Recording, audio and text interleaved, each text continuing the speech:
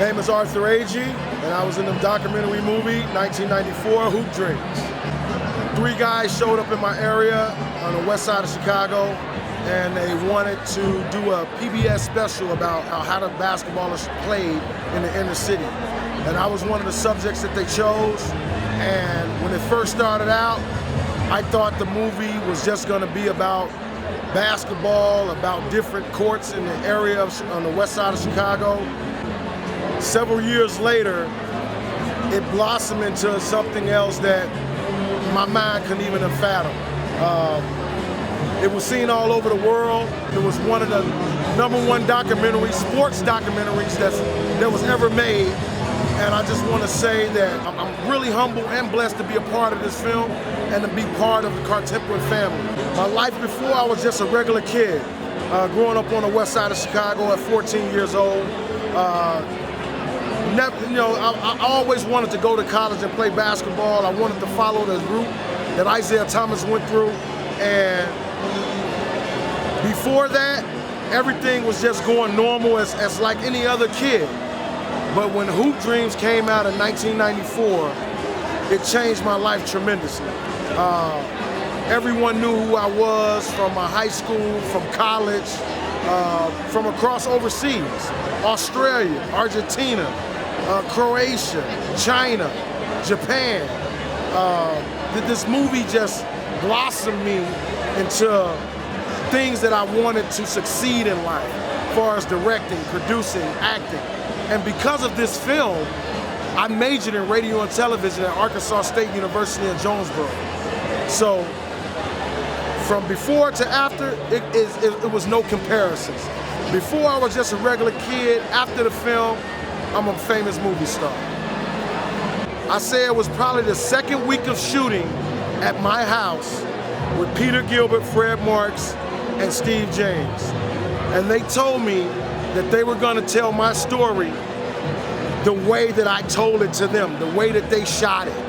And that was proof enough for me that I was gonna trust those guys with everything that I had, and they were gonna trust me with everything they had. And over the years, it just became those part of my family. My uncle, I call him my Uncle Fred, Uncle Peter, and Uncle Steve. So it's building trust with your subjects, and that's what they did with me and my family. My favorite memory from the film is when me and my dad was able to hug after we beat King High School, and we took them down. We took the #1 team in the city down, and my dad was there to share it with me. That was my #1 favorite part. Follow up that you said, this man. Hey man. This man. Hey man. You just saw what he just did? Y'all just saw this, right? Y'all just saw Will. That's Will Gates. That's Will Gates right there. He was dunking at 14.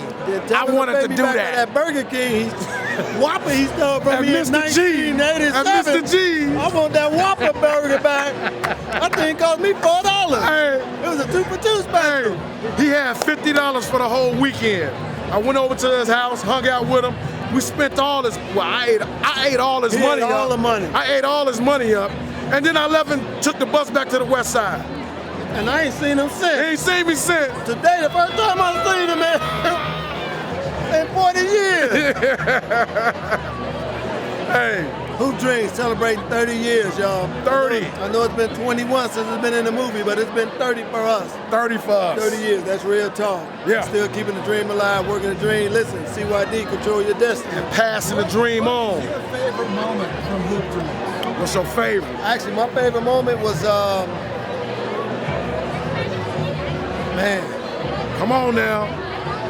It's so many. I think it was on the court. I don't know. The oopsie-doo around Proviso East when they thought he was like, oh, he's just a regular freshman. No, he's a true freshman. I don't know if that was the favorite moment. I think the favorite moment was, man, when the first time I put on that college uniform, that was it, boy. Man, Marquette. You know, they give you your jersey, your name on the back, you got your number. What? Man, You go to your locker, you got your name on the locker. Man, you looking at your gear, your gym shoes, everything. You got your name on it. Life before a hoop dream. It was basketball 24 hours a day. We hit the playground. See, we went to the playgrounds and played and got better. We wasn't in the gym going through cones. No AAU, no AAU, dribbling 2 balls. We didn't do none of that. You want to get better? You got beat up by older guys. That's how you got better. But now, the difference now, we in the gym, you working out the younger guys, getting them ready. But in terms of our lives, it's different now because obviously we older, we see things differently. And what both of us come to understand and respect is our opinions matter. I think documentaries have now come full scope in terms of what Hoop Dreams was able to do from a perspective of following guys for an extended period of time. That wasn't something that was done. Typically, it was an interview here, it was an interview there. And so the outcome you kind of dictated. With Hoop Dreams, nobody knew where the outcome was going. And I mean, when you look at the movie itself, predicted. At one point it looked like, here's my career going, out the window, and everybody's looking at Arthur saying, oh man, it ain't working out. Then all of a sudden, now Arthur's career going up that way, and it's looking like, man, what happened to Will? What's going on? So that's real life. That's the new, to me, the new phase of documentary where it's grown from really not being able to, where you were able to predict what was going to be the outcome to now. The interest of the subjects are far more compelling to predict that you want to be there and be a part of it. And you can't script this. Like what he did was real life. Starting as a freshman at St. Joe's, only one to do it after Isaiah Thomas. Only one. But anyway, predictability. You can't predict it. You only gotta have the cameras. Flip it on, and whatever you get is what you get. No scripts. But I think it also it is made in terms of a filmmakers where they at one point they didn't really want to get necessarily involved with the subjects, but when you're filming over extended periods of time, you got to get familiar with the subjects. You got to get comfortable with them.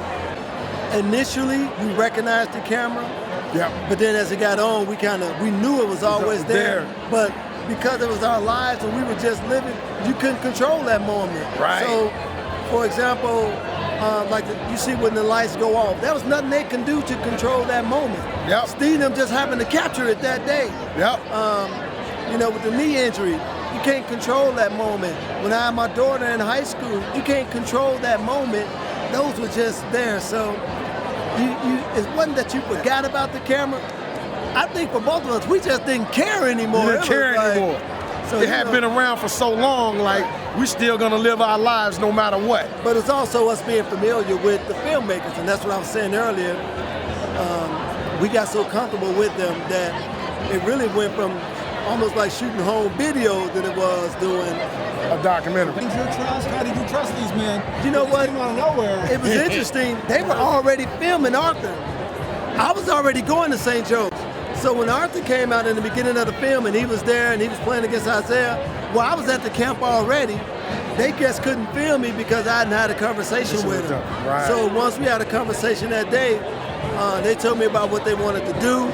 And literally the next day, Steve James, Peter Gilbert, and Fred Lamar showed up at my house. And the only thing I said was, hey, I just got to ask my mama first. That was it. Mama trumps everything.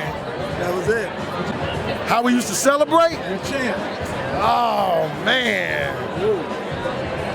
See, we have all that stuff like LeBron now where they got 15,000 handshakes and, everybody dabbing. We was too busy. Like, the coaches we played for, if you celebrated, you was sitting next to them. You was sitting next to them. Absolutely. You had to celebrate. That means you hot dog, and that means you trash talking. Coach Buffer wasn't going for it. Coach Bean wasn't going for it. You ain't had time to celebrate. None of that. This is that this is my Hoop Dream brothers for life. No matter how old we get, no matter if we don't talk every day or whatever, this is my Hoop Dream brother for life. I'm connected to him. Always. I think for me, what the movie has done and the greater impact is, though Arthur and I, there can be times I may not speak to Arthur 5 or 6 months. But when we do talk, we pick up right where we left off. So I think that's just the bond that's tied us, that's connected us, that we know at the end of the day what this represents. Yep. It's always been bigger than both of us. But what it also represents is that at the end of the day, he'll always understand me and I'll always understand him. And to me, that's greater than anything when you got somebody who ain't never gonna judge you, who ain't never got nothing but something good to say to you, but at the same time, I give you the honest truth. It's hard to find that in life, and we got it with each other. Shout out to Kartemquin for believing in the vision, for believing in themselves, for not giving up, because documentaries are not easy to do. I mean, a lot of times people look at the success of Hoop Dreams and even the things that Michael Moore has done. But Gordon, man, I want to say from the bottom of my heart, thank you, man, for keeping your dream alive. That really inspired us for folks to see our dream come alive, man. Happy 50 to you. Happy 50 too, man. Love you.